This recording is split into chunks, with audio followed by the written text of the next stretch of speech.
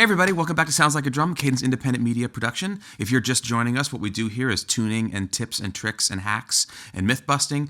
And today some more muffling techniques that I've read about but never tried in my life. Today we are horsing around with newspaper.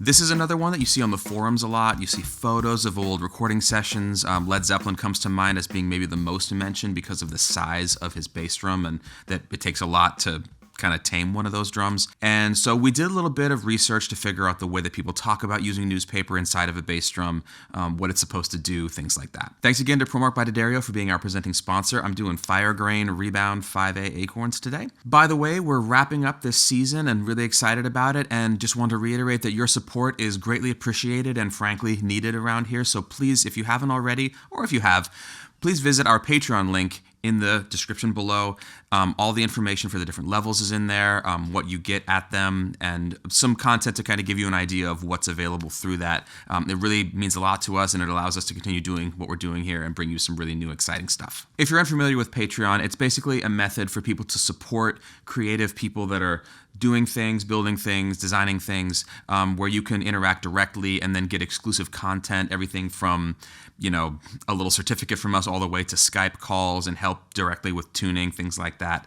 And it basically just helps us to go further and further down these rabbit holes that you've been watching us go down. Now then, where we're at right now is we basically took everything out of our bass drum so we could start from square one with just a completely unmuffled drum. We have a UV1 EQ4 on the batter side, and we have an EQ3 Reso with a port on the front.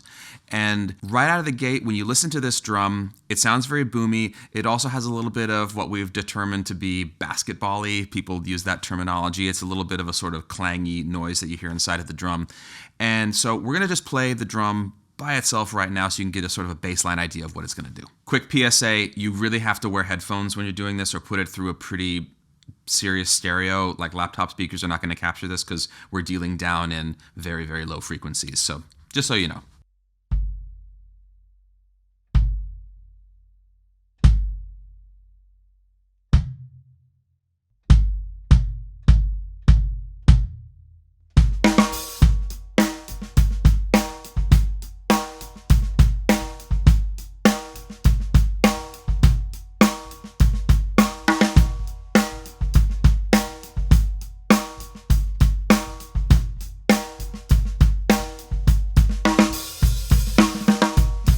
Alright, so if you've ever tried to record a bass drum with nothing in it before, you've probably heard some sounds like this that are not the best. It's fine, but the sort of metallic and other kind of strange overtones that are knocking around inside of the drum, even when it is in tune, can be problematic, and they don't really sit in the mix very well when we're thinking about a modern, more punchy kind of sound. So ordinarily with this kind of drum and this kind of scenario, we would do something to it to calm down those noises. And today we're going to try this newspaper business out. So we have read about crumpled newspaper, and we have read about torn strips of newspaper, and we couldn't find a single picture anywhere of anyone's exacting method for how they would do these things. So we're winging this a little bit based on what we thought would work, and we're going to start out with the strips. So here we go.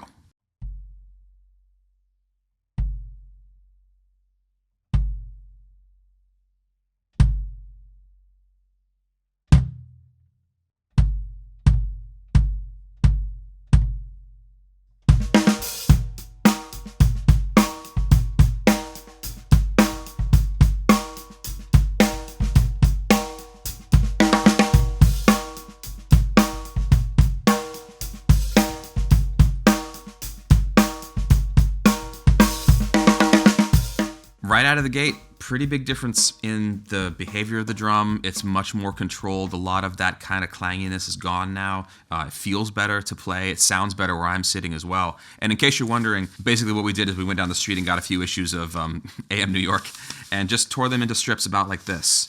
And we threw them in there haphazardly. We didn't do anything particularly specific with them because they do knock around when you hit the drum. So this isn't the same as like a felt strip that's going to be exactly the same in terms of positioning all the time. Basically, the end game is that they're touching the heads, but they're also moving. So you get an organic kind of feel when you hit the drum. It's not stiff or stifling, but they are managing that high end a little bit and focusing the low end of the drum a little bit better. Now, that was 2 issues of AM New York that went into that one. When we move to the crumpled up stuff, it takes up a lot more space just because of the nature of it being crumpled and kind of puffing up when we put it in there. So there's 1 issue of AM New York in there. They're getting a lot of promotion from us in this episode. There's 1 issue in there now. And I was thinking that it really wasn't going to be that different, but let's go ahead and listen to it and see what happens.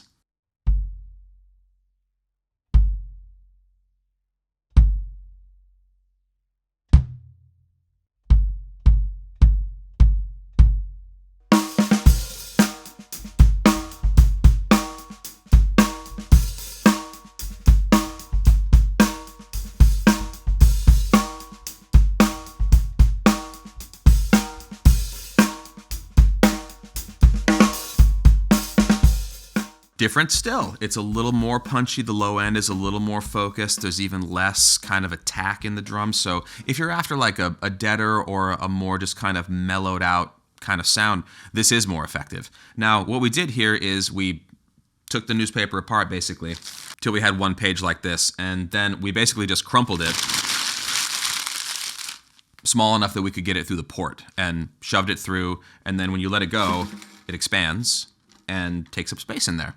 It's lightweight. It doesn't add any weight to your drum. Most of the people that we read about online were doing this with unported drums, and this is a convenient way to do that because every time you set the drum down, it's just going to fall to the bottom and sort of level out, and a little bit of difference in there isn't going to make a whole lot of change in the sound in terms of where it's laying. It's going to kind of settle as you play. So with the strips, we have a little more surface area contact, and with the crumpled up paper, we have a little more kind of edges and little bits touching both of the heads. There's overall the contact spread out more with the crumpled newspaper, but the actual amount of contact is a little bit less than with the strips.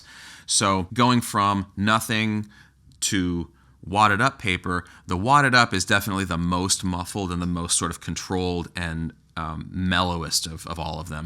The strips seem to have some attack and kind of split the difference, but got rid of that basketball-y kind of clang on top of it. And for modern music, the initial tuning with nothing in it's not great. So you need to do something in there to get that to kind of become a bass drum and not just, all that racket in there as well. All right, now real quick, here's a back-to-back comparison of all 3: nothing, strips, and wadded up.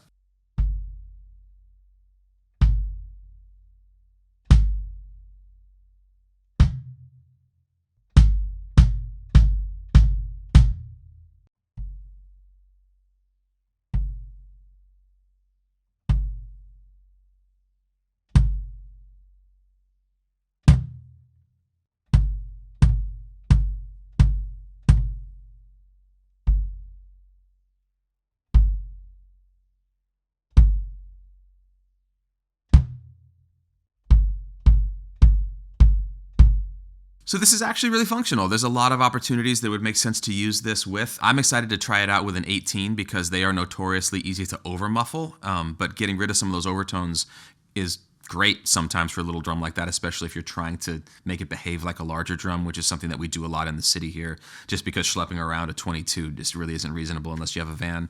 So yeah, basically this is super functional. It's cheap. Newspapers kind of everywhere, and it's kind of a surprisingly effective DIY hack that I never tried till today, and I'm kind of stoked about it. Now, just to get out ahead of it, we know that this is not the same thing as Bonham was doing. It's not a 26. It's not full heads on both sides. I think he was using felt strips as well in some cases, as well as the newspaper. We're not trying to recreate a specific sound that we heard on a record or anything like that. We're just seeing what it does to put newspaper in the drum. These are also modern heads. EQ4s have a little bit of muffling around the edge already, so everybody's adventure is going to vary on this, but at the end of the day, it does do the thing that they say that it does, and it does it in a kind of gentle and effective way, which is actually really exciting. All right, thanks so much for watching, tuning in, checking out our videos. We are still doing new videos every Tuesday at 12:30 p.m. Eastern Time.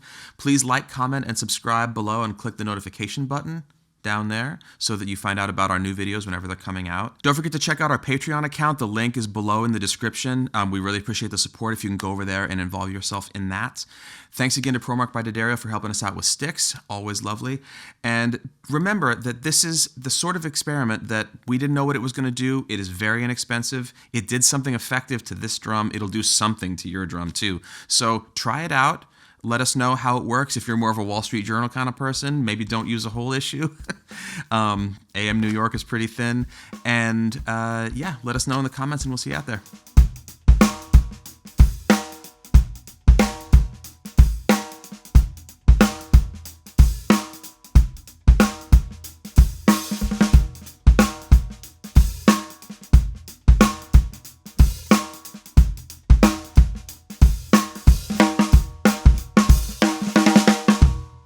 New affordable apartments in Queens unveiled. Low-income housing, $2,500 a month. Oh, Miss Jessie's the sweetest treat for your curls.